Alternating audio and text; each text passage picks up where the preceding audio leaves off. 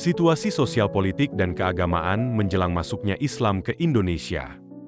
Menjelang kedatangan Islam, saat Nusantara masih dikuasai para raja, candi, dan pedagang, bayangkan Nusantara ratusan tahun silam, sebelum masjid berdiri megah dan adzan menggema.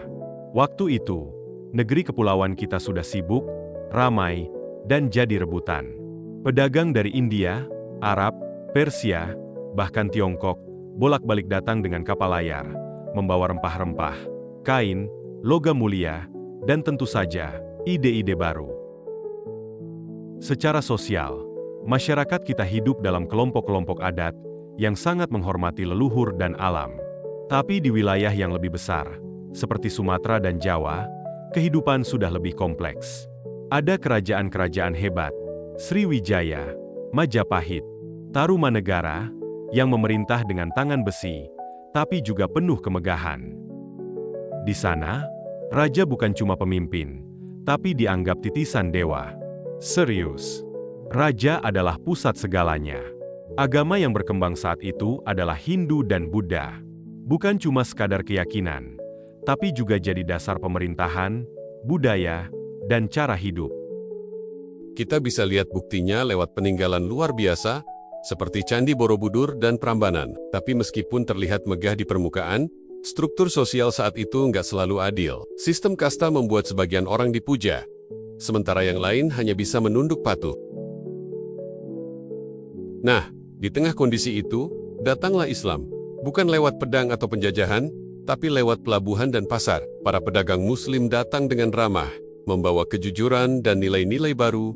Semua manusia setara, Tuhan itu satu, dan berbuat baik itu penting. Ajaran ini terasa segar dan membebaskan, terutama bagi mereka yang selama ini dipinggirkan oleh sistem kasta. Perlahan-lahan, tapi pasti, Islam diterima. Dimulai dari pesisir Aceh, pesisir utara Jawa, Kalimantan hingga Sulawesi, agama ini menyebar dari mulut ke mulut, dari hati ke hati. Dan bukan hanya agama, tapi juga budaya baru, seni kaligrafi, sastra Islam, hukum syariah, hingga sistem kerajaan Islam mulai tumbuh menggantikan kerajaan lama yang mulai melemah. Begitulah, sebelum Islam benar-benar menancap kuat di Nusantara, kita sudah mengalami berbagai gejolak sosial, politik, dan spiritual. Kedatangan Islam bukan hanya membawa agama baru, tapi juga membuka lembaran baru dalam sejarah negeri ini.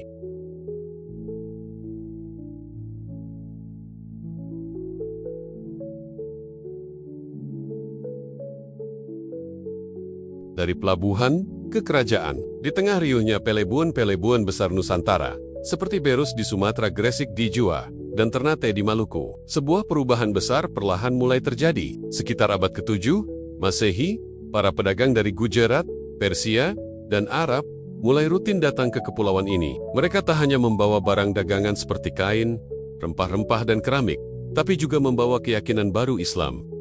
Berbeda dari penyebaran agama sebelumnya, Islam datang tanpa paksaan dan tanpa perang. Ia menyebar lewat interaksi sosial, pernikahan, perdagangan, dan keteladanan. Para pedagang Muslim dikenal jujur, bersahabat, dan adil dalam berdagang, sebuah sifat yang membuat banyak orang tertarik. Bukan hanya kepada mereka, tapi juga pada ajaran yang mereka bawa. Awalnya, Islam berkembang di sekitar pesisir. Di sana, masyarakat terbuka dan terbiasa berinteraksi dengan budaya luar. Salah satu daerah awal penyebaran Islam adalah Samudra, Pasai di Aceh. Kerajaan ini bahkan menjadi kerajaan Islam pertama di Indonesia pada abad ke-13 dan menjadi pusat dakwah sekaligus pelabuhan penting dalam jalur perdagangan internasional. Dari Samudra Pasai, Islam menyebar ke berbagai penjuru Nusantara. Di Jawa, Wali Songo 9 tokoh ulama karismatik berperan besar dalam menyebarkan Islam dengan cara yang sangat bijak. Mereka tidak frontal menolak budaya lokal, tetapi justru merangkul dan menyisipkan nilai-nilai Islam ke dalam tradisi yang sudah ada. Wayang, gamelan, hingga tradisi selamatan, semuanya dijadikan sarana dakwah yang efektif. Perjalanan Islam di Indonesia bukanlah perjalanan yang singkat. Ia menyesuaikan diri, berbaur, lalu tumbuh menjadi bagian tak terpisahkan dari identitas bangsa ini. Dari pelabuhan kecil di pesisir hingga ke jantung kerajaan, Islam terus berkembang, membawa semangat baru bagi masyarakat Nusantara yang beragam.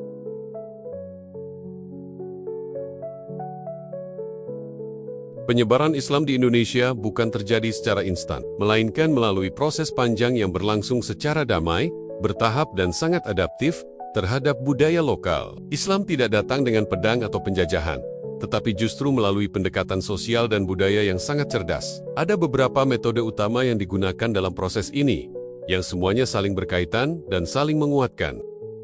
Metode yang paling awal dan paling berpengaruh adalah lewat perdagangan. Para pedagang Muslim dari Gujarat, Persia, Arab, dan Asia Tengah datang ke pelabuhan-pelabuhan Nusantara sambil membawa barang dagangan dan nilai-nilai Islam. Perkawinan antara pedagang Muslim dengan perempuan pribumi menjadi metode penting dalam proses penyebaran. Anak-anak hasil pernikahan ini kemudian tumbuh dalam lingkungan Islam dan menjadi agen dakwah generasi berikutnya. Penyebaran Islam juga dilakukan lewat jalur pendidikan. Pesantren-pesantren dibangun oleh para ulama dan wali, menjadi tempat belajar agama sekaligus pusat pengembangan budaya Islam di Jawa. Misalnya, Wali Songo sangat berjasa dalam mengajarkan Islam kepada masyarakat dengan pendekatan yang lembut, bijak, dan sesuai dengan tradisi lokal.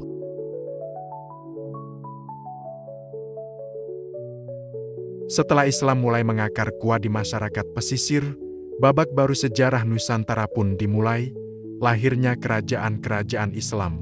Proses pembentukan kerajaan Islam ini tidak lepas dari pengaruh para pedagang, ulama, dan tokoh lokal yang telah lebih dahulu memeluk Islam.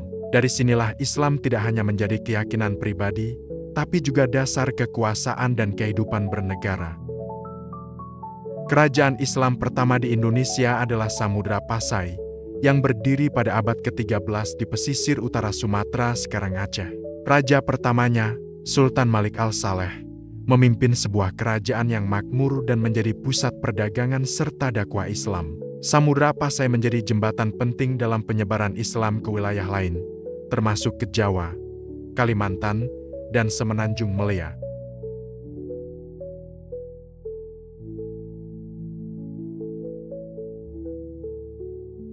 Ketika kerajaan-kerajaan Islam mulai berdiri dan berkembang di Nusantara seperti Samudra Pasai, Demak, Banten, hingga Aceh Darussalam, gelombang perubahan besar mulai terasa dalam kehidupan masyarakat. Islam bukan hanya menjadi agama resmi kerajaan, tetapi juga menjadi kekuatan sosial yang mengubah cara berpikir, bertindak, dan berinteraksi antar warga. Masa pemerintahan Islam di Indonesia membawa warna baru dalam kehidupan sosial dan keagamaan masyarakat, membentuk tatanan yang lebih religius, terdidik, dan beradab.